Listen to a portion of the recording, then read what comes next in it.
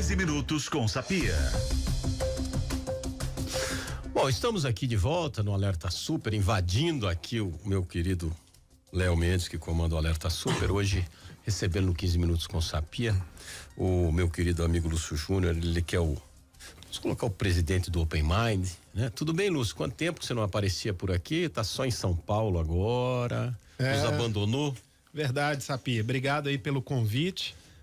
Estamos passando alguns dias aqui, mas fico mais em São Bernardo mesmo, né? Então é um prazer reencontrar os amigos.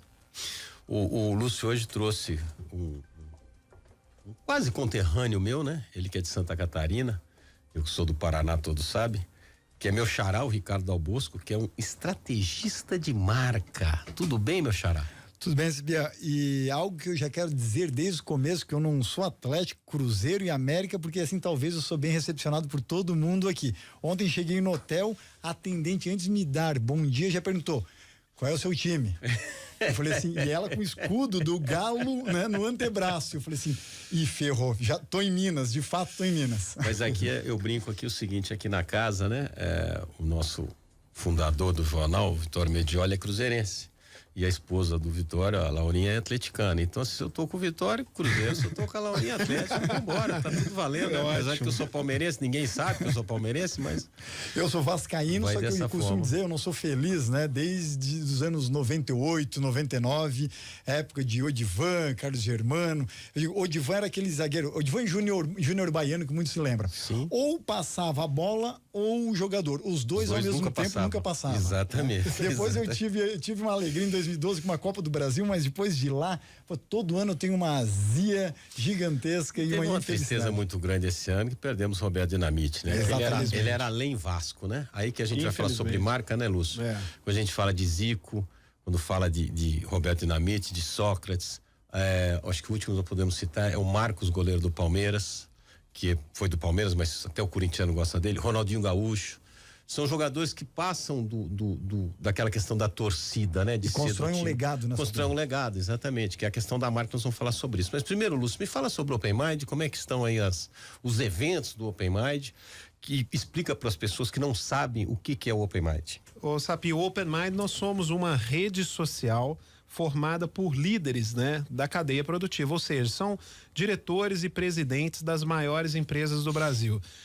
E esse conceito de rede social, ele é um conceito que não, as pessoas acham que é moderno, né? Que é de Facebook, LinkedIn, Instagram, mas na verdade rede social existe desde quando o mundo é mundo, né? Então rede social é uma rede formada por pessoas com um propósito, né? O nosso propósito é fazer esse networking, ou seja, essa conexão para gerar oportunidades de negócios, oportunidades de troca de experiência, e a gente está realmente assim engajado nesse propósito, né? Com um calendário de eventos ativos. Acabamos de sair de aonde o Ricardo Dal Bosco, que está aqui comigo, né? Ele palestrou aí para 30 executivos, empresários daqui de Belo Horizonte, né? Tava o pessoal, os nossos amigos lá da Orgel, o seu Francisco, né? Que é o fundador aí da Orgel. Eliane Lustosa, que manda um abraço para ela também, ela é fundadora do Geraldo Lustosa, né? Da família do Geraldo Lustosa. Todos estavam lá para poder escutar o Ricardo, né, falar sobre marca pessoal. E é por isso que eu falei com você, poxa, Sapia, eu acho que é um cara legal aí para sua audiência escutar ele, e ele falar um pouco sobre dicas de posicionamento, de imagem, principalmente nas redes sociais. Pois é, Ricardo, eu conversava um pouco antes aqui com o Léo a respeito disso, né, tentando exemplificar o que você ia trazer pra gente de informações, e citei para ele o seguinte: a rede social, como que você deve fazer para você estar dentro da normalidade, para você não ser cancelado ou para você crescer sua rede social? Aí eu citei um exemplo aqui para ele interessante. Perguntei para ele quem gerenciava as redes dele, que ele é famoso, né? Apresentador e tal.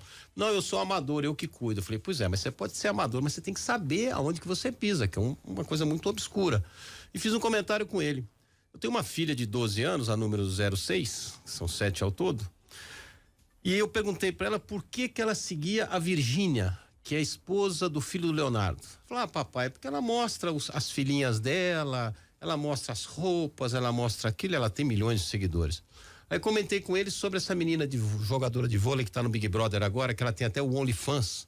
E eu fiquei sabendo hoje, numa entrevista aqui do Tempo, que o OnlyFans dela não tem nenhuma foto nua dela, é só foto de lingerie, sensual. Pra mim, eu não sabia, pra mim o OnlyFans era tudo liberado, né? E não é. Então a gente fica querendo entender como é que uma mulher que é jogadora de vôlei, que tem um OnlyFans e é a que tem mais seguidores no mundo como jogadora de vôlei, 7 milhões, se não me engano, e de repente você tem uma Virgínia que pra mim não me interessa em nada o que a Virgínia faz, não tô aqui desmerecendo o trabalho dela não, mas pra mim não é o meu estilo de vida nem nada. Diferentemente de uma Anitta, que apesar de eu não gostar da música da Anitta, ela é uma cantora, tem música lá pra você ouvir. Então como é que essas pessoas despontam? E como é que essa questão da marca, e por que é que o Léo, que é um cara que traz informação no dia a dia, não tem 15 milhões de seguidores, só tem 3 milhões? Sabia, olha só que interessante. A gente vive a era, né, da diversidade, só que não diversidade aqui, apenas questão de diversidade de gênero, mas a diversidade do conhecimento. Se a gente for olhar numa história da humanidade recente, a gente não tinha essa oportunidade antes. Inclusive, a gente palestrava há pouco para os empresários falando a respeito disso do Open Mind.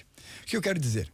Se a gente for pegar a questão de 15, 20 anos, a gente buscava conhecimento na universidade, quem tinha condição, na enciclopédia Barça, na Almanac Abril, revista Seleções. E hoje em dia, a gente tem um mundo à nossa frente, chamado celular, tablet, um dispositivo móvel, onde a gente tem acesso ao chamado universo. Só que nesse universo, a gente deu pela primeira vez a capacidade para que todos nós fôssemos potenciais produtores de conteúdo, além de consumidores. Olha que interessante. Passamos de 8 bilhões de pessoas pelo mundo. Mais da metade, ou seja, mais de 4 bilhões pelo planeta já possuem acesso diário à internet. E mais de 3,6 bilhões de pessoas no mundo acessa alguma rede social diariamente. Isso abriu a oportunidade para que a gente, ao invés de ser apenas consumidor de conteúdo, fôssemos potenciais produtores, o que num passado recente só pertencia a jornalistas, redatores, né? Esse ambiente aqui. E quando você transforma para essa diversidade de conhecimento, a gente tem uma mescla de interesses de uma forma bem distinta. Consequentemente, a gente começa a entender, por vezes, olhando uma Virgínia ou a jogadora X ou uma Anitta, que aquele talvez é o modelo ideal, porque eu preciso fazer o que elas fazem para conseguir a projeção. Mas nem sempre visibilidade, o que as outras pessoas tentam atingir, é o que realmente lhe preenche. E aqui a gente tem que ter muito claro que numa influência digital, a gente tem algumas categorias que talvez você que está nos escutando aqui na rádio pertence a alguma delas. Essas que a gente acabou de citar são as chamadas macro-influenciadoras. Sim. Aqueles com geralmente 1 milhão de seguidores para mais, assim como Neymar, Cristiano Ronaldo, claro, entre outros. Mas existe 2 grandes mercados, que são os nano-influenciadores e os médio-influenciadores. Nano-influenciadores, aqueles que têm até 10 mil seguidores, por exemplo. Nano, aquele cara que fica ali, né? Entre os 10 mil a 100 mil, começa a já ter uma alavancagem, talvez vire lá um macro-influenciador logo em frente. Nesses nano-influenciadores, e aqui na rádio deve ter vários também, são aquelas pessoas que nunca serão uma Anitta em termos de projeção, mas conseguem ter uma conversa digital de pé de ouvido muito bacana. Mais qualitativa, mais qualitativa, não é a massa que importa, porque tem assuntos que a gente tem que ser muito sincero que não interessa a grande massa. Então, como é que você quer ser uma Anitta em termos de número de seguidores se o seu assunto não é atrativo para grande parte da massa? Você fala, por exemplo, um assunto super em alta hoje, ESG. Né? Isso interessa para todo mundo? Conselhos de empresas, não, né? Networking. Não interessa para muita gente. Ou seja, eu vou ser formador de opinião no meu nicho. Exatamente. E quando você começa a ter essa consciência e se reconhecer como um nano-influenciador, por exemplo, você pode sim comunicar para apenas 1.000 pessoas no seu Instagram, apenas para 5 mil, 10 mil, e fazer muito dinheiro, fazer muito sucesso nichado. Agora, o que acontece? As pessoas, elas estão comparando com a grama do vizinho. Sim. E aí sempre ela é mais bonita, principalmente no Instagram, onde é que todo mundo tem todos os dentes e é bonito. Você já viu bem diferente da cédula de não sei se é no Instagram ou se é no TikTok, tem um marido que pega e filma a esposa lavando a louça, ela tá com uma bermuda, um chinelo, uma camisa, ele fala assim, essa aqui é a real, olha no Instagram, e ela parece toda formosa, né? Isso mesmo. Sem maquiagem, aquela coisa toda, né? Eu digo que cada vez mais a gente quer parecer com as pessoas no Instagram e se afastar do que a gente se parece com a nossa cédula de identidade. Sim. Né? O RG que muitos aí não querem mostrar. A gente pode misturar na rede social a questão do trabalho com a questão familiar, porque tem gente que posta lá viajando com a família, aí tem gente que posta lá só o trabalho, né? Teve um caso agora esses dias de uma das pessoas que estavam naquele evento ali na Rajagabaglia do QG lá da militar, e ele entrou na justiça pedindo para voltar para lá e pediu gratuidade judiciária. Mas no Instagram dele tinha foto dele no Porsche, andando de jet ski, no hotel no México. Ali o juiz pegou e não concedeu porque viu no Instagram dele. Isso também pode interferir num lado ruim para a pessoa, né? Pode, e aqui tem um problema. Grande parte das pessoas querem começar uma estratégia numa rede social sem de fato ser uma estratégia, sem apenas uma tática. E aí o cara vai só para guerrilha. E quando a gente fala em estratégia, é você definir muito bem o que eu vou montar em termos de exposição e o que não vai entrar dentro dessa jogada na influência digital. E quando alguém me pergunta, Dom Bosco, mas eu posso mostrar algo na minha vida pessoal nas redes sociais? Eu digo, pode, se isso ajudar você a alcançar o seu objetivo. Só que muitas pessoas estão nas redes sociais sem nem de fato saber o porquê estão, né, lá. Então, o que acontece? Se a gente pegasse Facebook, Instagram, YouTube, LinkedIn, essas redes sociais há 5 anos, se você postasse algo pessoal, você levava tijolada de tudo que é lado. Sim. Só que o problema que existia há 5, 10 anos não é mais o problema de hoje em dia. Porque informação você tem. Tudo que você imaginar em termos de pesquisa, você tem agora. Se eu quero o TikTok é só dancinha. Não, se você procurar, quero fazer uma tabela dinâmica no Excel, um PROC-V, você encontra, né, isso, alguém ensinando no TikTok já. Sim. Consequentemente, se você tem volume de informação, a gente começa a entrar numa era onde não é a era da informação digital, mas a era da desconfiança digital. Eu vejo aquele volume na minha tela, quem que está falando isso? De onde vem a fonte? Peguem os seus próprios WhatsApps, né? Se há 8, 10 anos você recebesse uma mensagem, talvez você já compartilhava direto. Hoje em dia, se alguém lhe manda no grupo, você já ataca o outro e fala assim, fulano, qual que é a fonte? Né? Isso daí é fake news, você tem até medo de compartilhar. A gente fica preocupado pelo seguinte, hoje mesmo eu estava vendo aqui tava no Instagram, alguém pegou uma entrevista do Mbappé, aquele jogador famoso da França, tem milhões de seguidores e tal, e uma pessoa entrevistando ele, até uma brasileira entrevistando da ESPN, alguma coisa assim, falando em francês com ele, e a tradução veio em português embaixo, totalmente diferente, dizendo assim, a primeira pergunta é assim, você seria titular no Palmeiras? Aí ele, não, com Rony, Dudu e Rafael Veiga eu não seria, impossível. E tem na frase, mas tem um impossível em francês lá. Mas a gente conhece francês, sabe que é mentira pura aquilo ali. E de repente as pessoas possam acabar acreditando nessas. Isso é uma fake news boba, uma coisa bobagem, uma brincadeira, até considero assim como uma piada. Agora, existem fake news que acabam atrapalhando as pessoas, a vida das pessoas. As pessoas falam que tem que ter uma certa. Não vou dizer uma certa, como é que eu posso dizer, não seria, não é ditadura, como é que fala, Léo? Censura. Uma censura, mas não deveria ter um negócio, olha, isso aqui não vai entrar porque um mediador lá para dizer, isso aqui é mentira, o Lúcio Júnior tá falando que o Galo é o melhor time do Brasil, mentira, não é o melhor time do Brasil, entendeu? É o terceiro de Minas. Primeiro é o América, segundo o Cruzeiro, terceiro é o Galo. Você tá entendendo? E olha que interessante, porque quando a gente vem pro volume digital, imagina se você tem uma marca pessoal que não é de fato uma marca, marcante, impactante, sim, memorável, você não aparece. Tudo que você recebe daquela pessoa você acredita. Sim. Agora, quando você vai construindo uma história, de fato um legado, e você recebe uma tal de uma fake news, você dá a opção para o outro lado desconfiar, tipo, não. O Lúcio não faria isso. Sim. O Lúcio não falaria isso. Olha, sim, a importância de você ter uma marca de fato construída de maneira estratégica. Que é o Jornal o Tempo hoje. Tudo que o Jornal o Tempo coloca, você sabe que é real ali. Então, assim, eu mesmo uso o meu Instagram, você não vai ver uma foto da minha família, de nada lá, porque não é meu feitio, eu não gosto dessas coisas, nunca gostei, mas lá eu replico tudo que sai no Tempo, tudo. Se você quiser ficar bem informado, pode me seguir que você vai ver logo que sai no Tempo. Sabe? E olha que interessante, porque há pessoas que simplesmente não publicam nada da família. Mas, como a gente começa a entrar numa era chamada da desconfiança digital, quanto mais você traz a sua pessoalidade para dentro das suas redes sociais, as pessoas se sentem mais à vontade com você e tendem a comprar mais. Sim. Então, por que muita gente gosta da Virgínia? Né? Porque se sentem tão próximas, mesmo não sabendo se ela é real ou é uma holografia. Sim. Porque só viram ela digitalmente, claro, vamos dizer assim. Claro. Então, quando você começa a trazer algo da sua pessoalidade, as pessoas tendem a deixar ou dinheiro ou indicação para a sua marca pessoal. E coloca isso na sua própria história de vida, na sua própria carreira. Geralmente quem te chamou para alguma oportunidade profissional ou que lhe indicou para você vender um produto, um serviço, ou seja, sua solução, foram pessoas estranhas? Ninguém passa por você na rua, olha para sua cara e fala o seguinte: poxa, Dal Bosco, bacana, é você o tal do Dal Bosco? Gostei da tua cara, né? Meio careca, mas vou te indicar um cliente. Não acontece isso. Quem te indica é quem está próximo. É bem fake news, né? Também, né?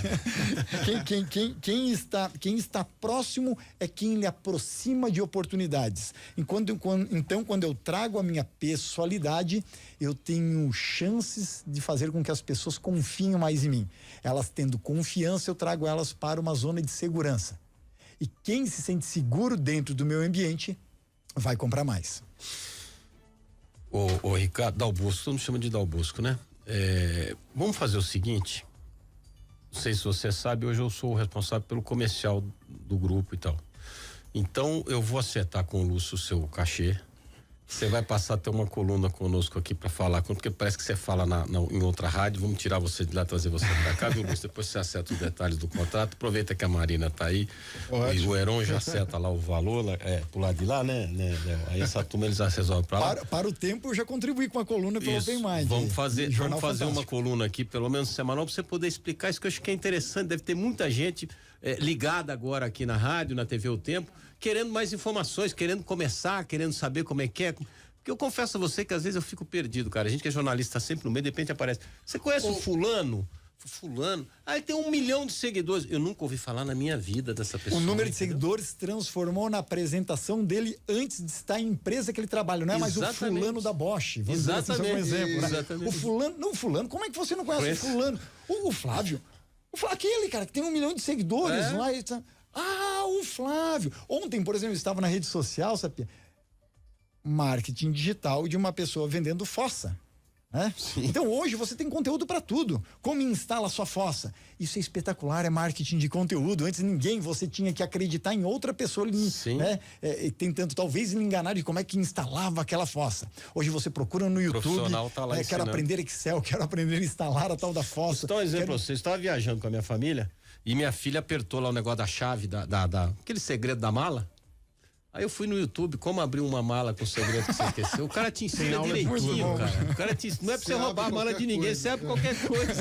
E esse assunto movimenta nossos ouvintes. Tem várias pessoas mandando mensagens aqui e se ele tiver a coluna semanal, com certeza vai fazer sucesso. Sim. A Priscila de Contagem perguntando: eu vendo biscoito, como posso melhorar as minhas vendas? Motoboy Cristiano, ofereço meu serviço também pelo Instagram. Vamos pra Priscila? Vamos pra Priscila. Priscila quer vender biscoito, né? Mais biscoito. Mais biscoitos, né? Só que qual é o grande erro?